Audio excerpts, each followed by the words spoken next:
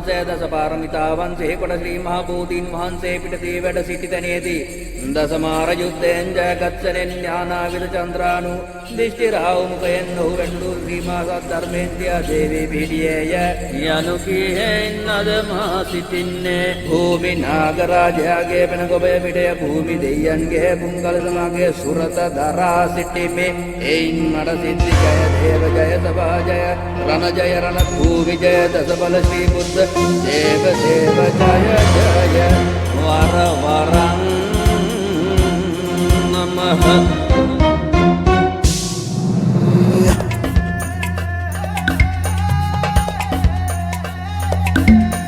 දිනකර මණ්ඩල සහස්‍ර චමුකපති නුඹ ගැබදිරි දිරි පන්නා පං කමලිත පුෂ්ප බුදම් යකු දිෂ්ටි වරංගත සලිතක රං මාරං අතට ගතිය අවිය සුවිරු තබන තබන පයට රුදුරු මකුට සරිය අවිදල් වං පැන්දෙන් රැහන් පොට ගිල්වා මකර කට පින්න රකින්න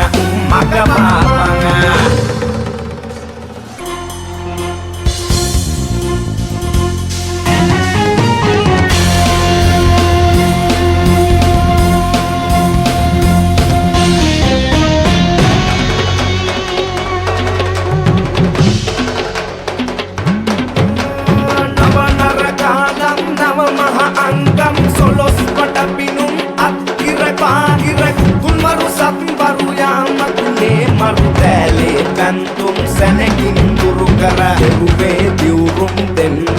රකබල බුත ධම්ම සංඝ පන දෙවැනි වරක හතරවරන් දෙවියෝ රකුමා පන අරවා මහරින් එකුන්සියක් නිල අහසෙන් භූපති රාවණ යකුපති සියලඟ දොස් අරදැස් රකින්නේ සිද්ධස්සූනි යම් ගම්බර දෙව් සකිනිතින් දිවස්ලා මාහු රකින්නේ අඩවර කම්බිලි එසැඩ යකුන්නේ සමාවෙලා මා දෙපා රකින්නේ අගම් කාලම් වෙඩි සැර දුර හැර සම්පිය පරගියා තැනඩායදෙන්නේ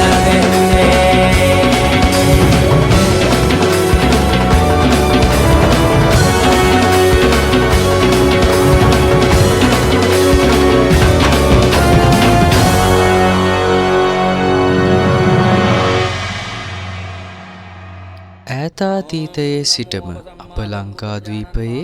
දේශීයත්වය ස්වෛරීභාවය රැක ගැනීමට දිවි හිමියෙන් සටන් වැද